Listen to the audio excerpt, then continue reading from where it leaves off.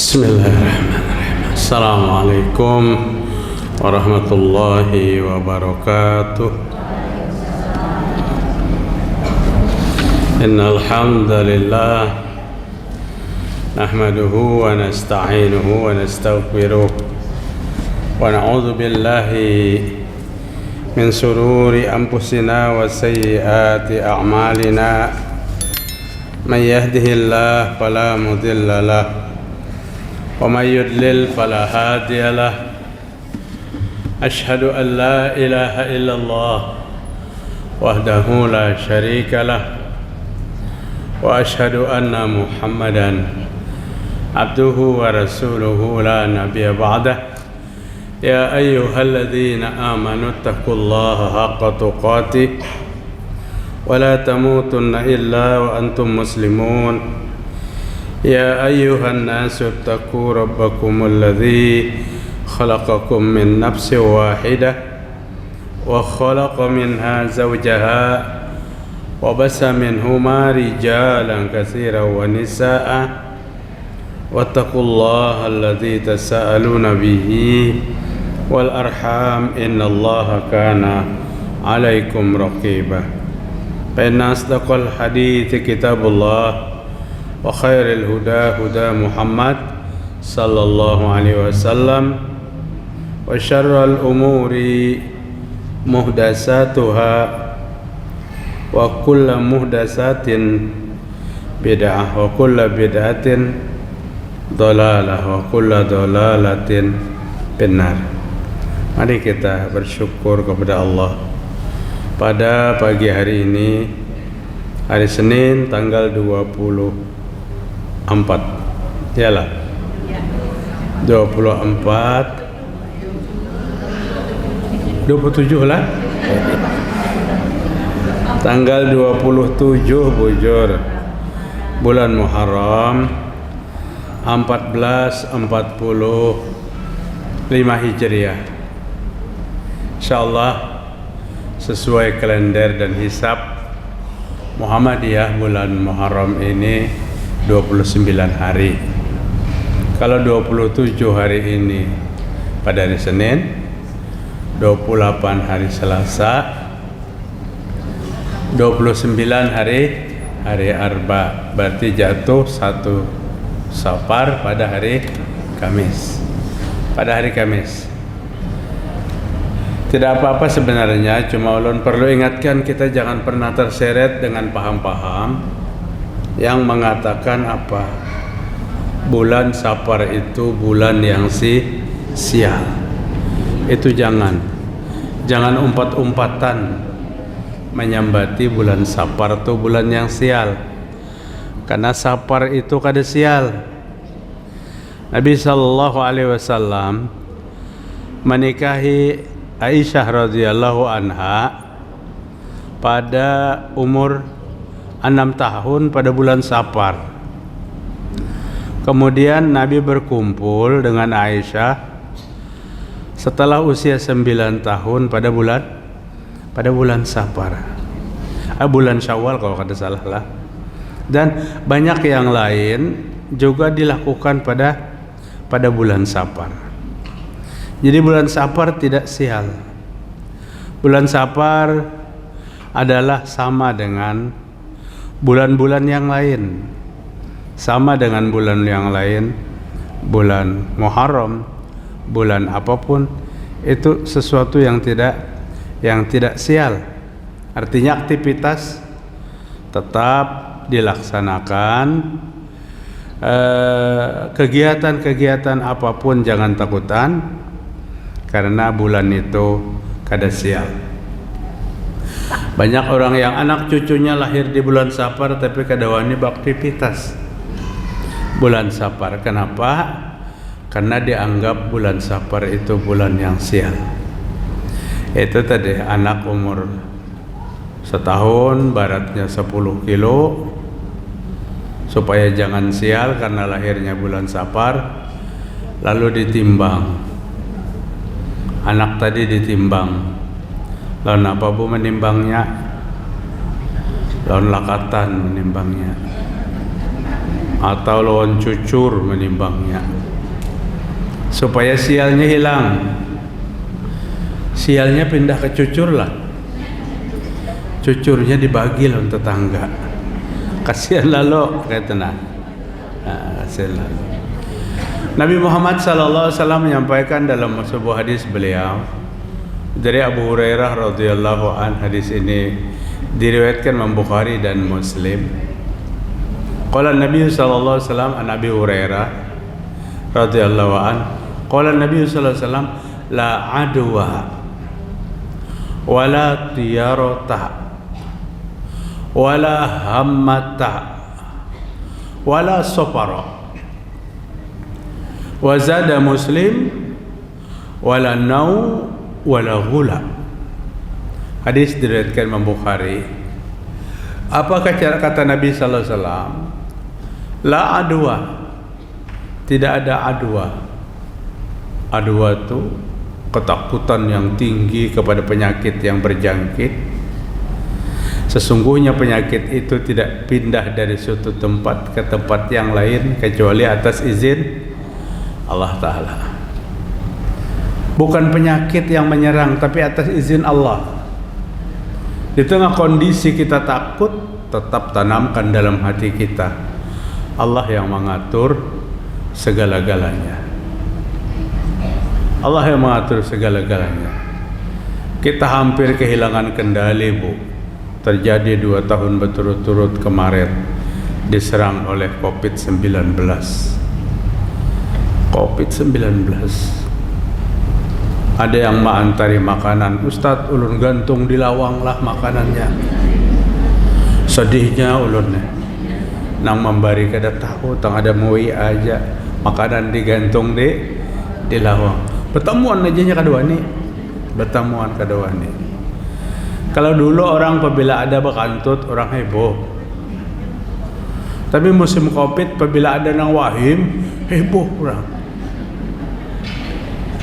Di mobil wahim saikung keluar semobilan. Nah, kenapa kehilangan kendali? Kehilangan paham bahwa apa yang terjadi itu Allah yang mengatur. Apa yang terjadi itu Allah yang mengatur. Memang tidak dilarang bagi kita untuk meninggalkan satu tempat yang kita belum terinfeksi, kemudian tempat itu berbahaya.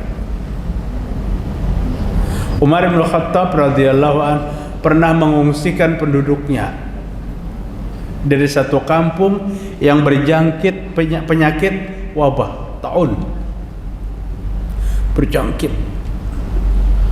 Bahari ibu-ibu pernahkah ingat pian nang 60-an ke atas umur, nang semalaman 45 ikung meninggalnya sakit parut. Apa ngarannya sakit parutnya tuh?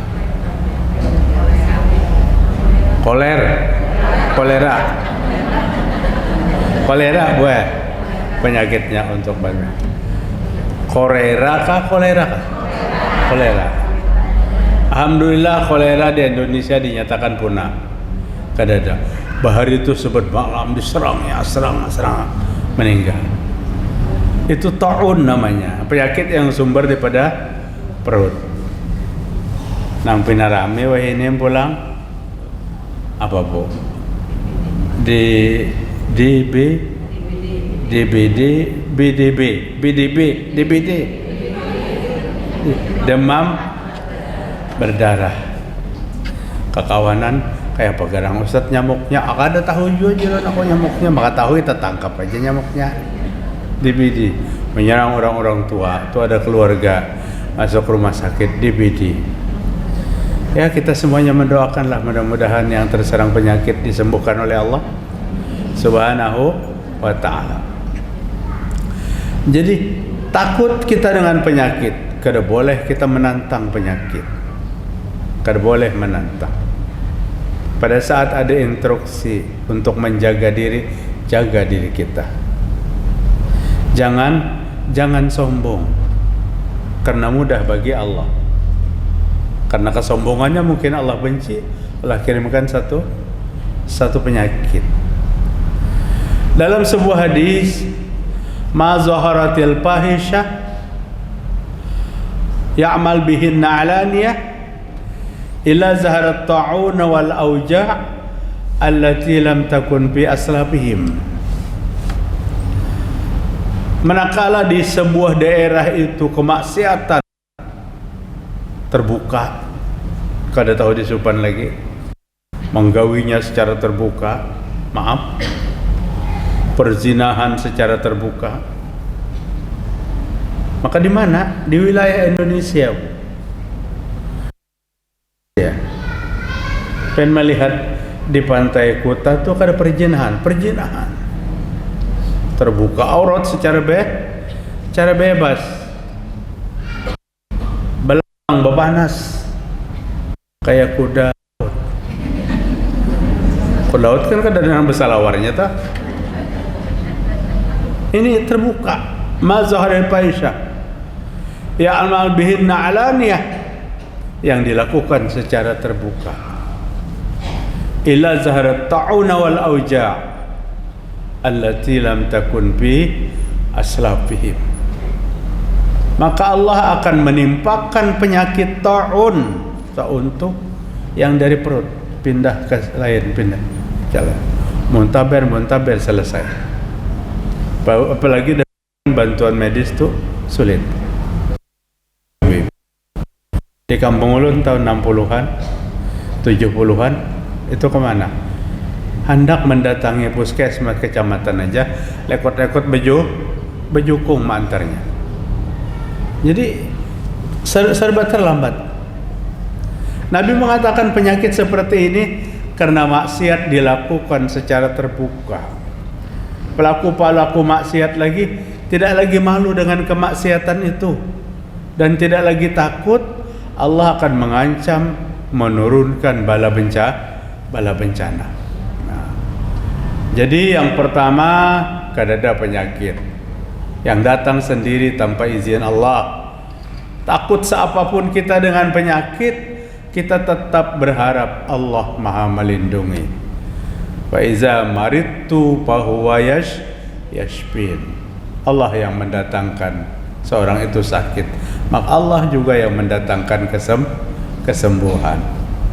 Apabila dikabari ibu anu sakit, bagus untuk berdoa, syafakillah syifaan ajilan, mudahan Allah menyembuhkan sedih, kesembuhan yang cepat. Ini diajarkan Nabi Muhammad SAW. Oh bapak anu sedang di rumah sakit, syafakallah syifaan ajilan, semoga Allah sembuhkan dengan kesembuhan yang cepat. Berdoa kalau bisa membesuk, bagus untuk dibesuk, ditengok. Bukankah menengok orang sakit itu adalah amalannya Nabi Muhammad sallallahu alaihi wasallam. Yang pertama, wala tiyarota, dan tidak ada tiaroh. Tiaroh itu menggantungkan nasib kepada selain Allah Ta'ala, menggantungkan nasib kepada selain Allah. Apapun cara bergantungnya nasib itu kepada selain Allah.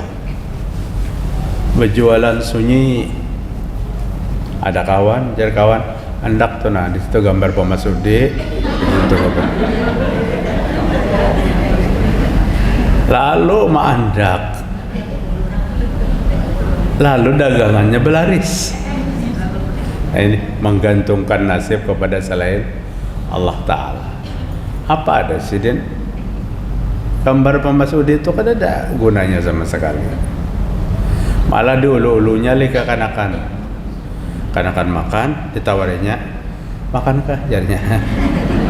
Yang kenapa jadi ditawari pindah beliuran jarinya sih Den? Ada itu foto. Jangan gantungkan nasib kepada Allah Ta'ala, menggantungkan nasib kepada Allah. Sial atau kada sial, tidak ada kesialan kecuali dari Allah, tidak ada keberuntungan kecuali dari Allah. Asalnya tiaroh ini bersandar kepada arah terbang burung. Orang bahari itu hendak musafir, hendak begawi jauh, berdiri dulu di muka pintu. Dipegangnya seekor burung merpati, burung dara, pengikutinya. Ini hendak tolak nih. Kemudian dilepasnya burung merpati itu, pak, lepas. Maka burung terbang. Apabila terbangnya tinggi ke angkasa, maka bergembira nah hendak tulak, pacangan ganal rejeki. Begitu dilepas, terbangnya nyungsuk ke bawah. Oh, ini kerja tulak nih, bahaya nih. Itu asalnya percaya kepada arah terbang burung. Mungkin aja nyungsep ke bawah, koyuhan mengacak saling ganjangan tadi di sini. Kadada sama sekali dihubungkan dengan nasib kita. Alhamdulillah Ustaz, alhamdulillah lagi. 2 tahun kami memelihara burung ketutut nih, rezeki lancar. Coba pangjurang ketututnya jangan dimakani 2 minggu, matinya. Karena kawa burung-burung itu apa? Membangkitkan nasib kita kadada. Sama sekali kadada. Jangan gantungkan kepada selain Allah. Begitu juga dengan tabarruk, mengambil barokah. Ambillah barokah pada tempat yang Allah katakan ada barokahnya. Kalau Allah memadahkan kadada barokahnya, jangan mencari barokah kada dapat. Hari ini yang kita tuju banyak tempat-tempat yang Nabi kada pernah sebutkan tempat itu ada barokah. Itu yang dituju mencari barokah, ibu-ibu. Jaga keimanan kita. Ziarah kubur kada bolehlah, sunnah, ibu-ibu. Ziarah kubur itu sunnah. Tapi apabila pian ziarah, perhatikan 3 pesan Nabi kepada penziarah. Yang pertama, bila ziarah kubur, turiqul qalba, melembutkan hati yang keras. Keras hati, bawa ziarah kubur. Kayak apa gerang arti keras hati itu? Ikam 10, aku 1, aku hanya menantang ikam. Orang memedahkan kayak itu keras hati. Bukan, itu kada keras hati, itu nekat. Nang keras hati itu melawan Allah Ta'ala. Ujar Allah Rasul, negawina. Kada digawinya. Allah Rasul kada pernah menyuruh menggawi, itu nah habis-habisan digawinya.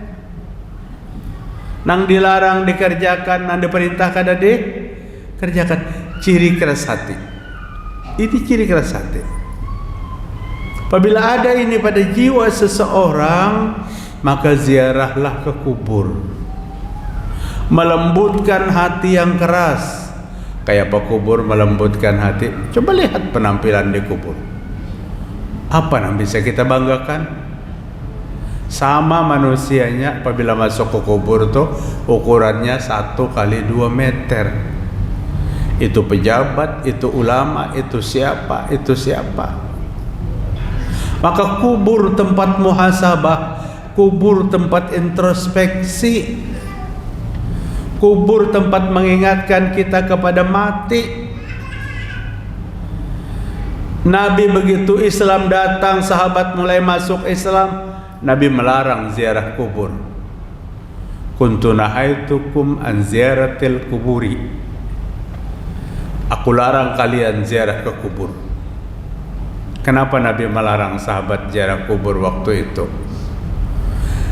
Karena orang-orang jahiliyah sebelum Islam datang doyan ziarah kubur. Senang ziarah kubur. Tapi ziarah kuburnya tanpa panduan Nabi tadi. Ada problem masyarakat, rumah tangga, usaha, maka cepat-cepat mereka datang ke kubur.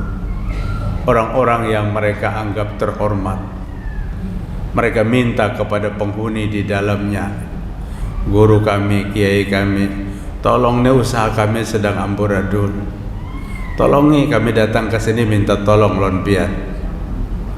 pulang ke rumah wallahu alam bisa diistidraj. Istidraj lancar usahanya atau kada lancar usahanya. Yang jelas cara ziarah nang kaya ini Nabi kada suka. Datang bukan meminta kepada ahli kubur, tapi mendoakan. Mendoakan. Jadi lihat tujuan ziarahnya. Turikul qalba, melembutkan hati yang keras. Wa tudmi'ul aina, tujuannya menderaikan air mata. Ke kubur menangis. Nang ditangisi siapa? Bukan laki pian nang meninggal itu. Nang ditangisi itu apa persiapan kita apabila kita masuk ke tempat itu? Kepada siapa kita bisa memohon pertolongan? Adakah bantuan dari kawan andai dan taulan? Semua kadada. Masuk kubur pertanggungjawabkan masing-masing. Utsman bin Affan radhiyallahu anhu apabila melewati areal pekuburan, maka air matanya tidak mampu terbendung, dadanya rasa sesak. Jika Allah ambil hari ini, apa yang ku bisa persiapkan untuk menghadapi kematian itu? Itulah kuburan masa lalu. Itulah kuburan masa lalu. Kenapa? Karena kuburan masa kini drastis berbeda 180 derajat. Kubur tidak lagi tempat introspeksi. Kubur tidak lagi tempat muhasabah. Kubur tidak lagi gemetar orang yang datang ke sana karena takut apa persiapan. Tapi kubur tempat ceria dan canda. Kubur tempat selfie. Tuntung selfie bolehkan. Orang bahari masih mending, sekalipun hadisnya kada sahih. Apabila ziarah kubur dibacakan orang Yasin, berdoa. Artinya arah kepada kesadaran diri masih ada. Sekalipun membaca Yasin di kubur tuh hadisnya tidak sahih, tapi ada arah ke sana. Hari ini kadada. Maka kuburan itu tempat apa? Wisata religius. Ada wisata. Kubur bukan wisata. Kubur tempat kita menyadarkan diri kita. Maka Yahya bin Mu'az Ar-Razi rahimahullah berkata, tuba liman bana qabrahu qabla ayyadkhulahu. Beruntung orang yang membuat kuburnya indah sebelum masuk kubur. Ujar Yahya bin Mu'az Ar-Razi, beruntung orang yang membuat kuburnya indah sebelum masuk kubur. Kayak apa kubur indah itu? Qila dikatakan sab'atu asya'a tunawwirul qabri. Ada 7 macam yang menjadikan kubur itu bercahaya. Kadang-kadang cahaya itu dirasakan oleh orang yang di dalamnya. Qadarullah suatu saat cahaya itu terang benderang sampai keluar kubur. Kaget orang kampung. Kubur siden bercahaya. Yang nyata itu dirasakan oleh penghuninya. Sab'atu asya'atu nawwirul qabri awwaluha al-ikhlasun fil ibadah. Yang pertama, ibadah yang ikhlas apapun bentuk ibadahnya membuat kubur kita terang benderang. Terang benderang kubur kita. Artinya apa yang kita perhatikan? Ibadah kita. Ikhlas atau kada dandang tahunya kecuali kita dengan Allah Ta'ala. Kalau perlu bolak-balik sebelum mengangkat takbir, serahkan semua. Ya Allah, ini ibadah untukmu. Allahu Akbar. Baca dengan penuh khusyuk. Baca dengan penuh keikhlasan. Kita menyadari ibu-ibu kita ini manusia. Kadang mungkin 4 rakaat salat zuhur mulai takbir sampai salam ikhlas sepanjangan. ada nang terlimbah hati kita. Setan mencuri ingatan kita. Oh ja setan ngatakan tuh nah hari pina mendung.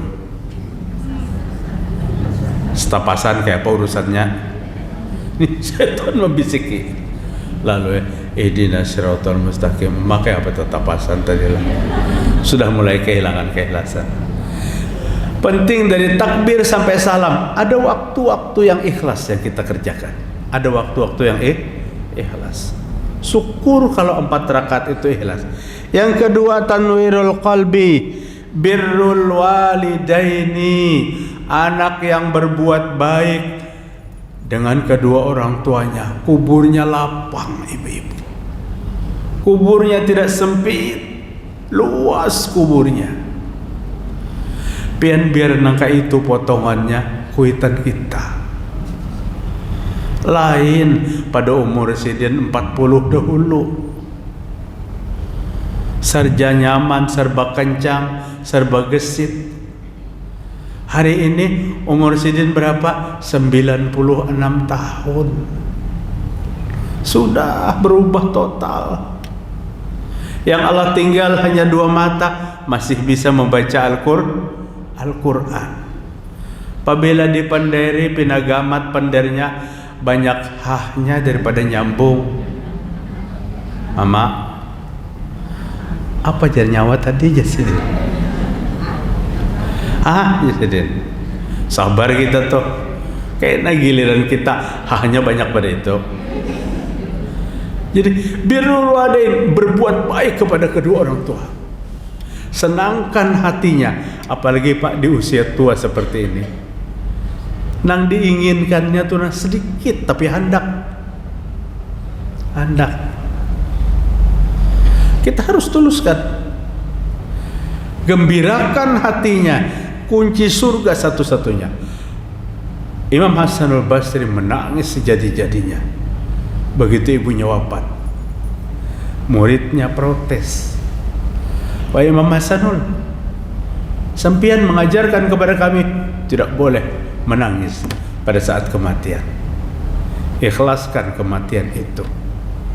Tapi pian menangis. Kata Imam Hasanul Basri, yang kutangisi bukan kematian ibuku, tapi yang kutangisi hari ini kunci surgaku telah hilang. Kunci surgaku telah hilang karena kunci surgaku ada pada saat ibuku masih hidup.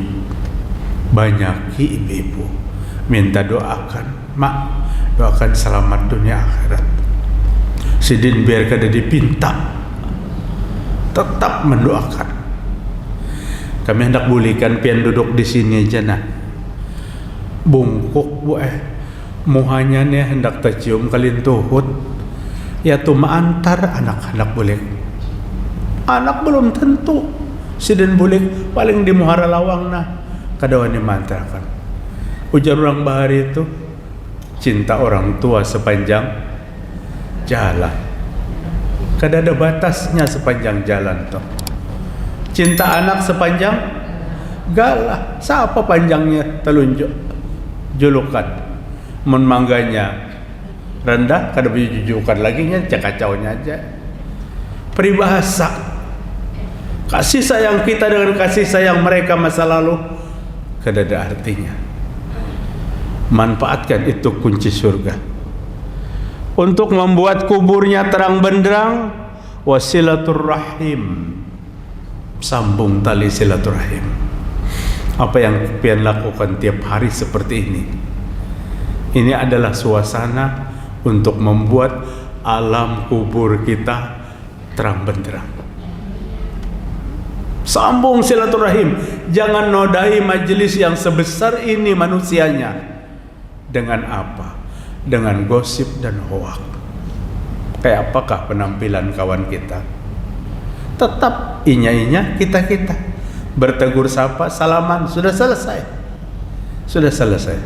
Tahan ucapan kita yang kadang-kadang merusak persaudaraan kita. Warabi alla yada'u umrahu bil ma'siyah.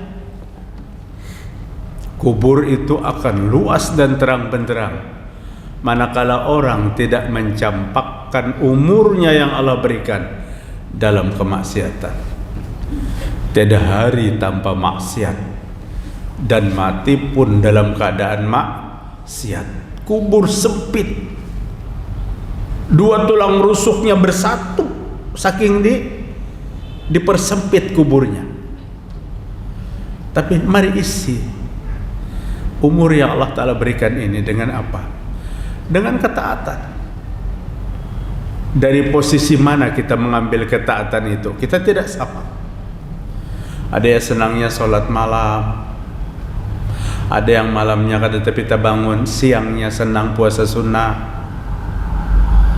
ada nang puasa sunnah kada tapi sholat malam kada tapi orangnya suka membaca Al-Quran, ada yang suka bersedekah.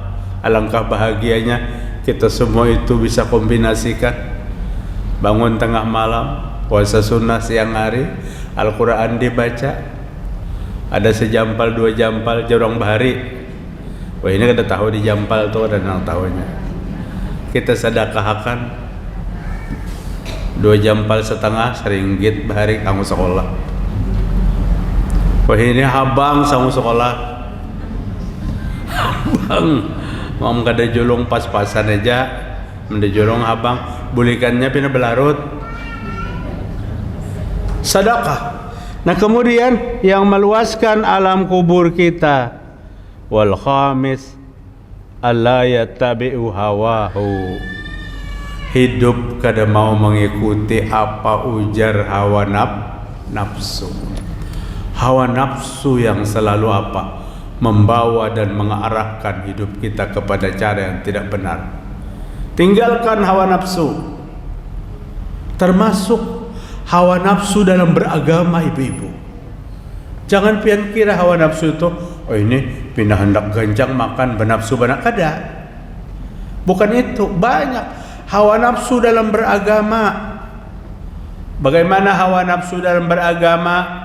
Wa ammattiba'un nafsi wa ammattiba'ul hawa ayyamiza bainas sunnah wal bid'ah. Dia tidak mampu lagi membedakan yang mana yang sunnah dan mana yang bid'ah. Itu hawa nafsu. Pengikut hawa nafsu pada kau lagi membedakan ini yang diperintahkan Nabi, ini yang kada. Au yunaqqisuhu, atau dipelintirnya, diputar baliknya. Kayak pemutar baliknya, yaras sunnatal bid'ata wa yarul bid'ata sunnata. Melihat sunnah tu benci kayak melihat bid'ah, dan melihat bid'ah itu senang kayak melihat sunnah. Amun sudah tepulintir hidup nih ngalih, ibu-ibu. Orang yang suka mengamalkan sesuatu yang tidak sunnah itu disenangi oleh iblis daripada orang yang suka melakukan pelanggaran. Karena melakukan kemaksiatan itu ada wayahnya taubat. Oh, aku bahari peminum, aku bahari penzina, aku bahari macam-macam. Minta ampun ya Allah, itu kesalahan hamba. Tapi melakukan satu amal yang tidak sunnah, kada ada taubatnya. Karena dia mengira itu adalah satu kebaikan. Jangan ikuti hawa nafsu. Kemudian yang berikutnya wasadis, yang keenam, ayyajtahidu fit ta'ah, orang nang hendak kuburnya terang benderang dan luas, bermujahadah, bersungguh-sungguh dalam ketaatan. Bersungguh-sungguh dalam ketaatan. Ibu-ibu, tahu tidak kita hadir di sini? Wa huwa fi ta'atin azimah. Kata Al-Hafiz Ibnu Abdul Bahr, hadir dalam majelis ilmu, maka dia melakukan ketaatan yang terbesar kepada Allah Ta'ala. Ketaatan yang terbesar. Satu bab ilmu yang kita pelajari mengalahkan sekian banyak ibadah yang tidak berilmu. Kalau ibadah kada berilmu, ya acak-acakan ibadahnya. Dadangaran. Allahu Akbar, orang salat jenazah. Alhamdulillah Rabbil Alamin Ar-Rahmanir Rahim Waladdallin. Allahu Akbar.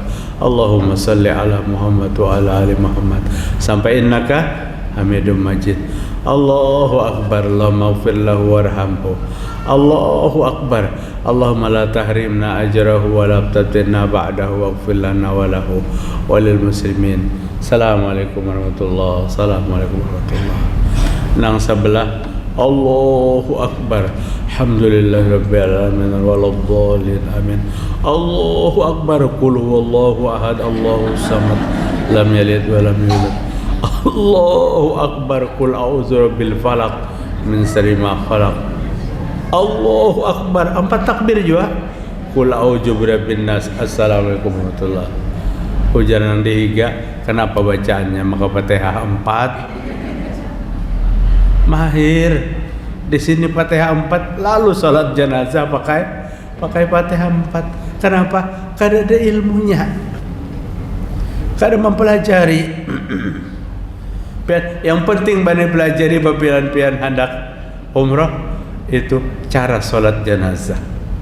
Karena Makkah Madinah tidak ada tiap waktu kecuali orang melaksanakan salat jenazah. Kemudian yang terakhir wasabi' ayuksara zikrullah. Orang nang hendak mati kuburnya terang benderang memperbanyak zikir kepada Allah. Baik zikirnya la ilaha illallah, baik zikirnya subhanallah walhamdulillah wala ilaha illallah Allahu akbar, baik zikirnya ucapan istighfar astaghfirullah, baik zikirnya subhanallah bihamdi subhanallah al-azim. Zikir istighfar nang Nabi ajarkan. Tapi nang banyak tuh nang kada ajarkan Nabi. Karena rame membacanya. Astaghfirullah Rabbal Baroya. Ulun kan hafal juga lagunya itu. Itu toh baru kita mencari sumbernya dari mana. Itu kada jelas tapi lagunya bagus. Lalu umpat jona sing geleng-geleng kepala. Memperbanyak zikir, memperbanyak istighfar, dan abdalul zikri la ilaha illallah. Zikir yang paling utama adalah la ilaha illallah. La ilaha illallah, zikir yang paling utama. 2 kalimat yang timbangannya barat benar kebaikannya. Allah cinta kepada yang membacanya. Subhanallahil azim, subhanallah wa bihamdi. Nabi kada memadahkan jumlahnya. Kalau Nabi kada memadahkan jumlahnya, baca sebanyak-banyaknya. Nabi kada memadahi tempatnya, baca di mana tempat. Asal tempat itu bukan tempat kotoran, tempat itu bukan tempat pembuangan sampah. Bumi ini tempat sujud, kecuali 2 yang kada boleh, makbarah dan tempat kotoran. Kuburan bukan tempat sujud, tempat kotoran atau toilet bukan tempat sujud. Selain daripada itu, di mana waktu sampai, maka kita boleh untuk melaksanakan ibadah. Mungkin itu aja ibu-ibu yang dapat ulun sampaikan sebelum ulun tutup. Mohon maaf yang sebesar-besarnya. Hari ini Ustaz Tija kada komisi, lalu Sidin menelpon ulun, Ustaz Masudillah ganti akanlah mulai hari ini, esoknya ujarnya. Iya pulang nih esoknya. Ya, mudah-mudahan kita diberikan kekuatan, diberikan hidayah oleh Allah Ta'ala. Makin banyak pertemuan untuk majelis ta'lim, makin banyak ganjaran Allah kepada kita dan langkah-langkah kaki kita memudahkan untuk mendapatkan indahnya surganya Allah. Adakah Bu yang kita gunakan?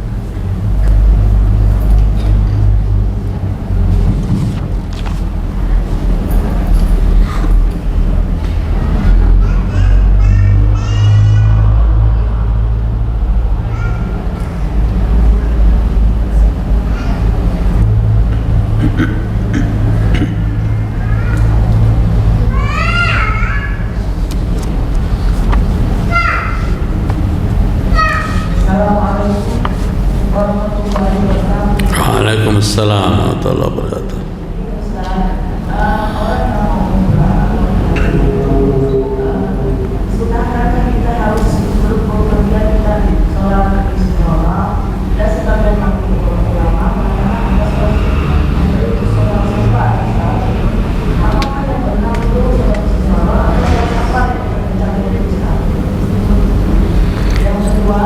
Ada nggak Bu? Yang pertama belum jelas.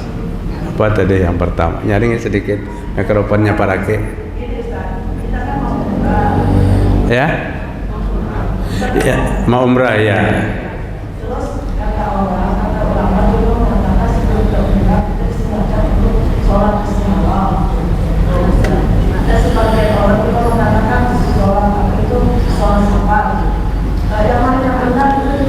Oh iya, iya.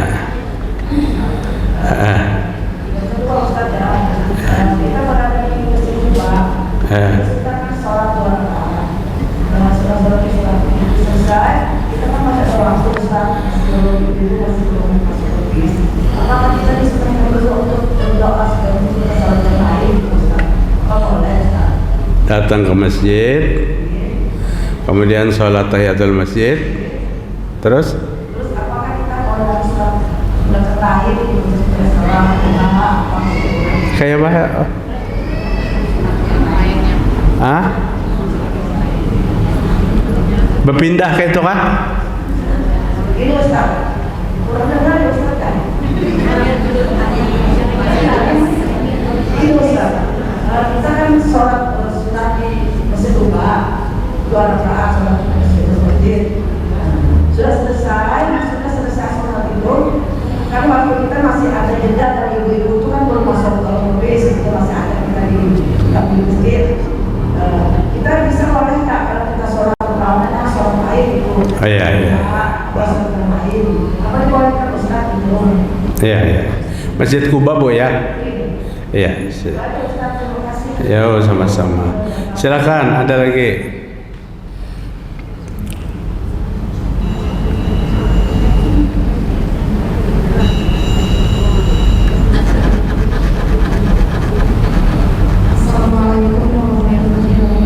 Waalaikumsalam. Ya, padahkan Bu mikrofonnya lah. Ziarah itu kan apa namanya ada yang mengajar. Iya. Kalau itu mengajar utamanya ini anak lulus sekolah umpamanya, dan lalu berkumpul. Habis itu disuruh baca Fatihah apalagi Ustaz kan sering gitu. Umpamanya kita kelupaan itu gimana itu Ustaz? Atas segala saya ucapkan terima kasih. Wassalamualaikum warahmatullahi. Ya, ada lagi lah. Cukupkah? Tenggorokan penasarut pang lah.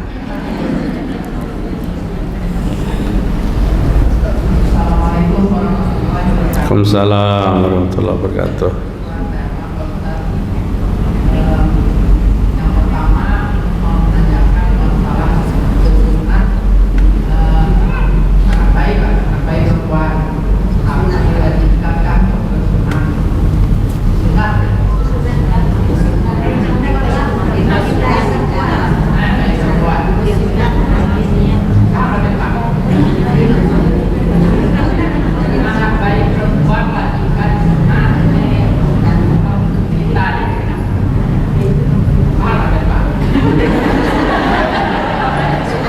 Kada mendengar ulun gue. Jadi kada paham, kada mendengar ulun. Para kakan mikrofon bola. Ini pina kurang sudah nih anunya nih. Ini Ustaz. Ya. Umur setahun perempuan. Tapi belum sunat Ustaz. Oh, belum sunat. Belum sunat. Lakian binian. Ya. Hukumnya wajib kan sunat. Ya. Terus yang kedua, bolehkah baju yang ada motif burung di bawah sholat? Kasih banyak Pak. Alhamdulillah. Kita jawab dulu lah. Pertanyaan yang pertama, mau umroh disuruh sholat istikharah dan sholat apa tadi? Sholat safar. Nah, umroh suruh sholat istikharah dan sholat safar. Istikharah itu disunahkan apabila kita bimbang tentang sesuatu. Kalau umrah sudah kita yakin untuk berangkat, kada perlu istikharah lagi. Apalagi ini satu perbuatan kebaikan yang luar biasa, Bu ya. Kecuali ibu bimbangnya apa, umpamanya dananya ada keperluan lain yang lebih besar atau dibawa umroh, maka itu perlu istikharah. Tapi jika kada bimbang, kada perlu istikharah. Salat safar itu kada di dalam agama kita. Nang ada tuh salat setelah kembali safar. Imbah bulik safar tuh salat sunnah. Imbah bulik safar salat sunnah. Jadi salat safar tuh kada kuat dasarnya, sehingga setelah kita siap berangkat, ya bismillah kita berangkat. Tapi bulik safar, bulik umroh, maka ada sholat sunnah 2 rakaat. Di mana aja pian sudah masuk ke wilayah kampung halaman kita atau masuk ke rumah kita, nang nyaman benar mulai di bandara tuh menandak sholat safarnya, singgah di Gambut dahulu. Masjid di Gambut tuh nyaman sedikit, buliknya malam, sholat 2 rakaat. Mbah Tuntung sholat safar terakhir datang di Gambut. Nah, sedikit lagi ke sana tuh ada warung itik Nurbaiti ngarannya. Tapi sudah sholatnya lapar gue marutnya, jadi singgah biasanya gitu. Jadi boleh setelah pulang. Nah, kemudian ziarah kubur tapi pakai nazar. Ziarah kuburnya pakai nazar. Ziarah kuburnya itu kemana? Ziarah kubur memang disunahkan. Kepada kubur siapapun disunahkan. Tapi apabila ziarahnya bernazar, maka wajib jadinya ziarahnya. Wajibnya karena nazar. Biasanya apabila masalahnya selesai, kami bernazar untuk ziarah kubur. Dibenarkan dalam agama. Tapi apabila ini masalah selesai, usaha lancar, hendak membangunakan kubah di kuburan sana, maka ini tidak boleh. Man nazara ayya'tiyahu Allah falyuti', wa man nazara ayya'siyahu Allah fala ya'is. Siapa yang bernazar untuk taat kepada Allah, silakan taat. Tapi apabila nazarnya untuk maksiat kepada Allah, fala ya'is, jangan lakukan. Membangun kubah di atas kubur itu larangan Nabi Muhammad sallallahu alaihi wasallam.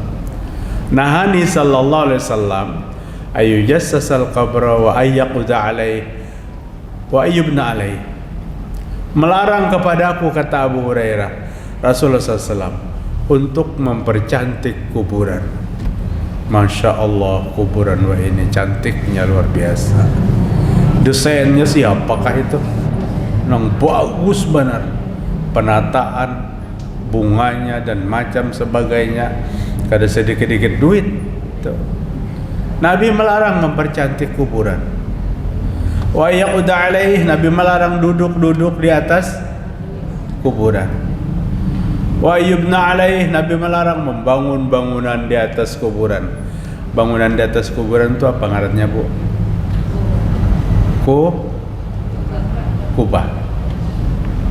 Kubah. Pandangan kita hari ini yang tidak mengerti dengan hadis ini, apabila kuburan berkubah, kubahnya pina megah, wah itu luar biasa.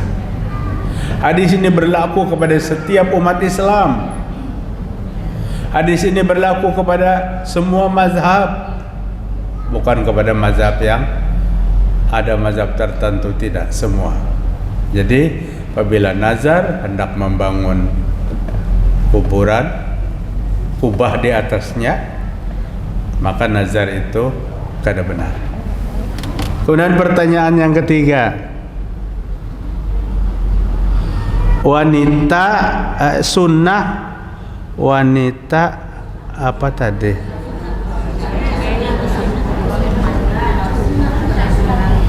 Apa tadi lah, kada ingat lagi ulun. Besunat. Ya ulun tertulis sunat apa ini? Wanita wajibkah bersunat? Ya. Perintah sunat laki-laki perempuan berbeda. Laki-laki wajib bersunat. Perempuan dianjurkan bersunat jika menyunatnya masih kecil, masih umur di bawah sebulan disunat. Apabila sudah umur 10 tahun jangan disunat-sunat lagi. Tidak boleh. Kan beda dengan laki-laki.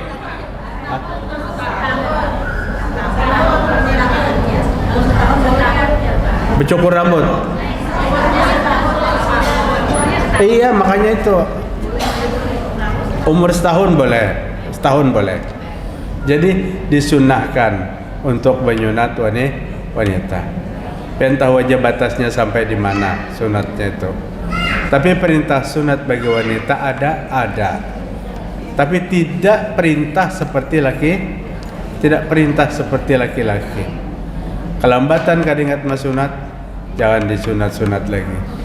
Bahkan para ulama mengatakan makruh mengadakan semacam walimah jika yang disunat itu perempuan. Menyunat anak bebinian, nyembelih sapinya seikungan. Tapi kalau anak laki-laki tidak. Karena anak laki-laki wajib sekalipun umur 60 tahun belum bersunat, maka wajib disunat. Karena gampang gue 60 tahun sidin hanyar masuk Islam. Bahari sidin kada bersunat. 60 tahun masuk Islam, disunat umur 60 tahun. Tuntung menyunat, geleng-geleng kepala dokternya. Tua sudah layak. Tapi bagi laki-laki wajib. Nah, bagi perempuan yang belum bersunat kemudian masuk Islam dewasa, tidak diwajibkan bersunat. Demikian Ibu-ibu, apa yang dapat disampaikan mudah-mudahan bermanfaat bagi kita bersama. Mari kita menguatkan hati kita, semangat kita untuk hadir pada majelis-majelis ilmu. InsyaAllah besok kita masih di Masjid Ar-Rahmah dan selanjutnya di Masjid Al-Jihad. Semoga Allah memberikan ilmu yang bermanfaat kepada kita. Mari kita tutup dengan doa kifarat majelis. Subhanakallahumma wa bihamdik, asyhadu an la ilaha illa anta, astaghfiruka wa atubu ilaik. Assalamualaikum warahmatullahi wabarakatuh.